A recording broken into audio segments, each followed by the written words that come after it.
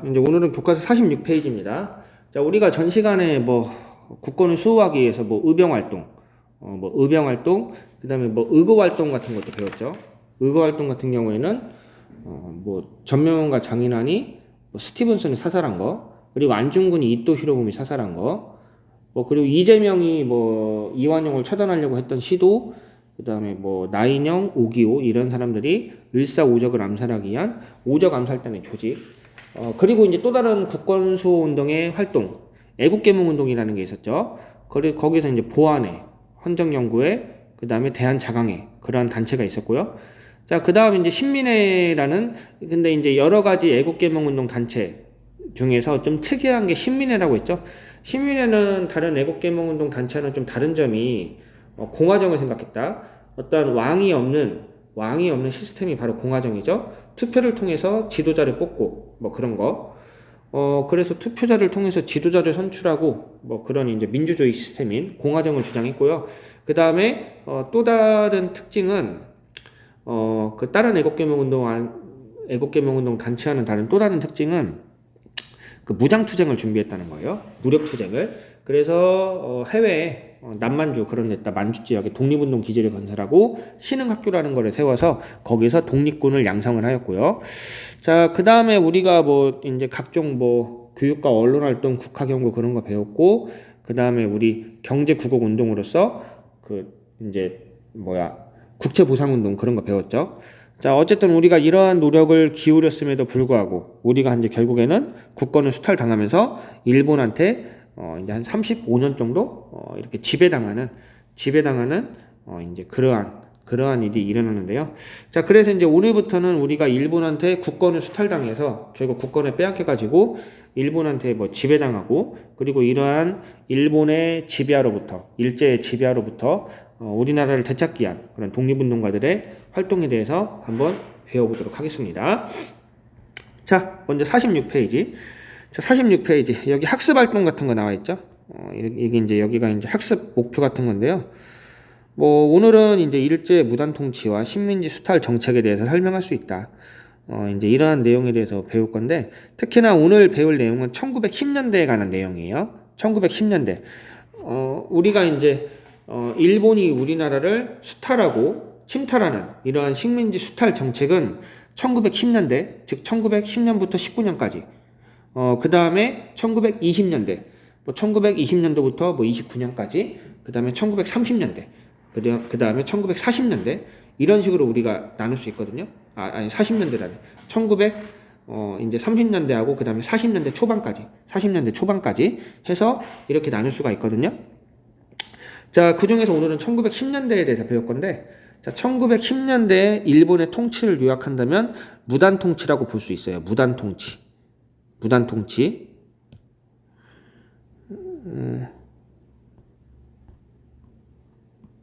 통치라고 볼 수 있고요.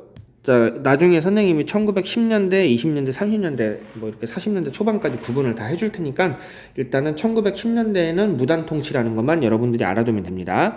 1910년대 무단 통치, 말 그대로 무단 통치를 했다는 거예요. 말 그대로 무단 통치를 했다는 건데, 막 강압적으로, 막 무자비하게 강압적으로 통치했던 것이 바로 이 무단 통치거든요. 강압적으로 막 무단으로 통치했다. 이게 무단 통치인데, 자, 일단은 강압적으로 마구잡이로 무단으로 통치했구나. 이거를 머릿속에 기억하고 한번 보면 됩니다. 자, 그래서 읽어봅시다. 자, 여기서부터는 이제 조선 총독부라는 거를 설치했다. 조선 총독부를 설치했다라는 내용인데, 자, 국권의 강탈을 당한 일제는, 자, 여기 선생님이 밑줄 그어줬죠? 밑줄 그어주면 됩니다. 식민통치의 최고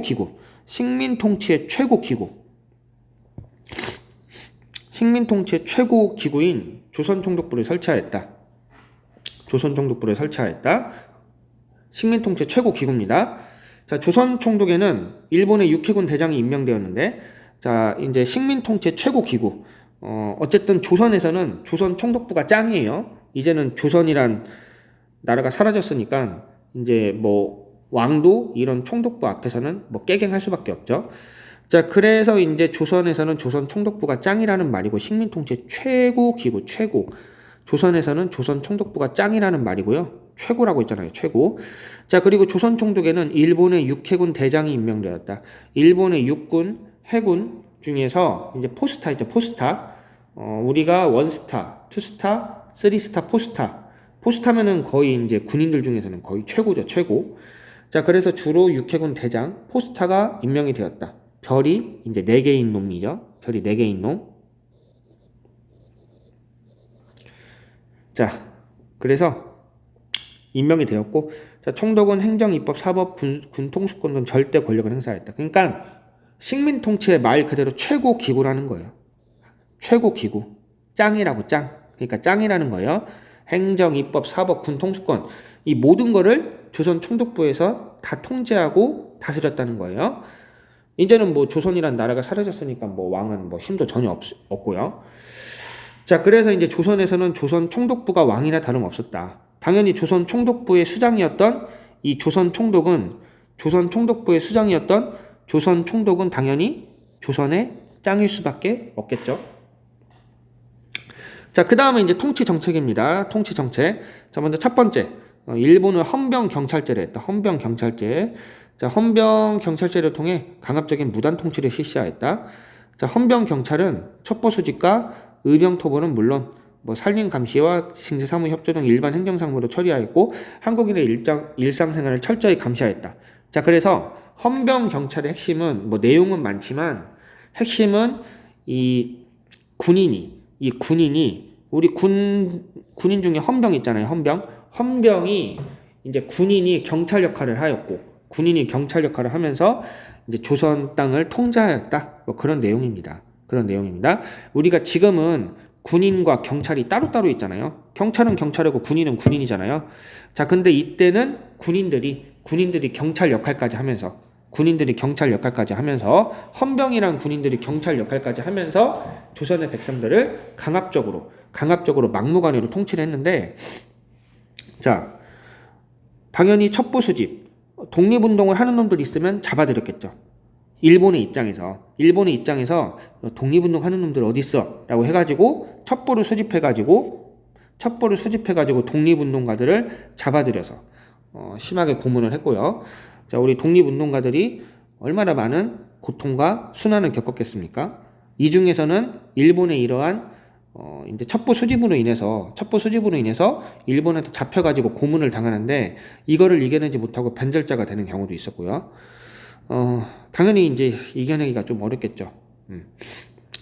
어쨌든 우리 독립운동가들이 이렇게 심한 고문과 막 그리고 이렇게 빡빡한 첩보 막 주변에 막 감시망을 막 풀 가동해가지고 첩보를 수집했음에도 불구하고 우리 독립운동가들은 이에 굴하지 않고 우리가 해방될 때까지 독립운동을 아주 열심히 합니다. 자, 그리고 이제 국내에 있던 의병을 토벌했죠. 자, 국내에 있던 의병을 토벌하면서 우리 이제 의병들이 저기 만주 지역이나 이제 해외 지역으로 넘어가서 독립군을 했다고 선생님이 이전에 설명했었죠. 의병 파트 말하면서. 자, 그래서 이들이 이제 우리가 봉오동이라는 영화 있죠. 그 봉오동 전투, 청산리 전투 그런 데서 활약을 했던 그런 독립군으로 활약을 했고요. 자, 어쨌든 헌병 경찰은 국내에 있는 모든 첩보망을 동원해서 우리 독립운동가들을 탄압했고요.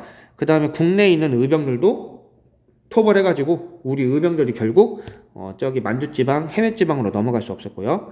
그 다음에 뭐 이거는 뭐 산림을 감시하고 그 다음에 징세사무 협조 이러한 뭐 행정적인 여러 가지 업무도 처리를 했다고 합니다.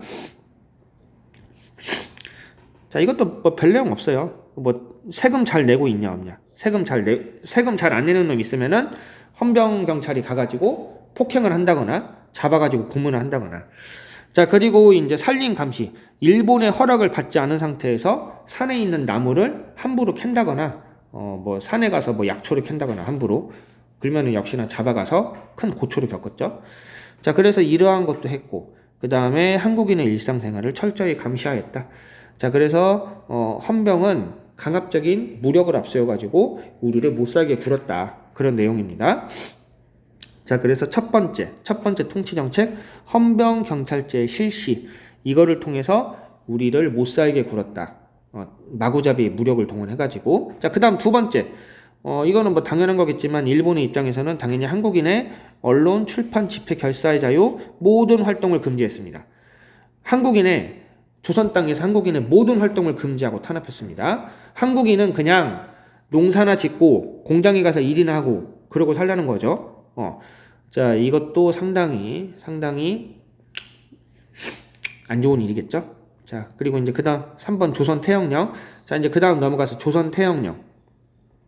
이 조선 태영령은 뭐냐면 한마디로 말하면 어떠한 그 법적인 처벌 없이 우리가 만약에 도둑질을 했다고 해도 법원으로 데려가서 거기서 판결을 내리잖아요. 뭐 징역 몇 년 살아라. 뭐 아니면 뭐 몇 대 맞아라. 어쨌든 법원으로 가서 이렇게 판결을 하는 거잖아요. 자, 근데 조선 태영령이라는 거는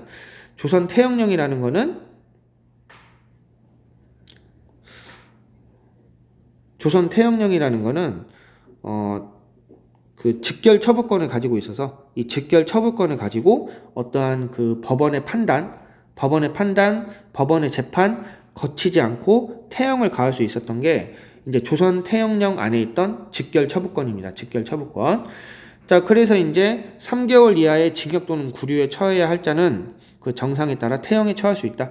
3개월 이하의 뭐 이렇게 범죄를 저지른 자, 뭐 어떠한 판결을 받았는데 그 판결에서 3개월 이하의 징역 뭐 이렇게 뭐가 나왔다. 하여튼 3개월 이하의 뭐가 나온 사람들은 태형에 처할 수 있고요. 자, 그리고 이러한 법원의 판단이 없이도 이 직결 처분권이라는 것을 할 수가 있었죠. 법원의 판단 없이도. 이것도 중요합니다. 이것도 잘 기억합시다.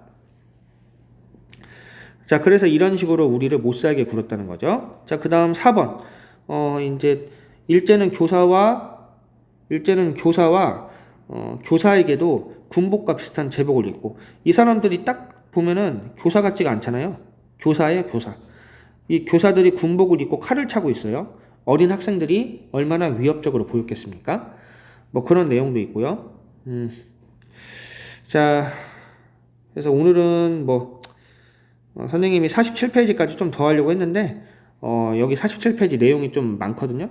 그러니까 또 여러분들 또 과제까지 해야 되니까, 자, 오늘은 여기까지만 할게요. 오늘은 여기까지 할 테니까 그 구글 클래스에 있는 과제 잘 하고, 그리고 이제 너무 또 많이 해놓으면 또 이제 등교에서 또 복습하기가 어려우니까, 자, 오늘은 여기까지만 하겠습니다. 교과서 내용 꼼꼼히 정리 잘 하세요.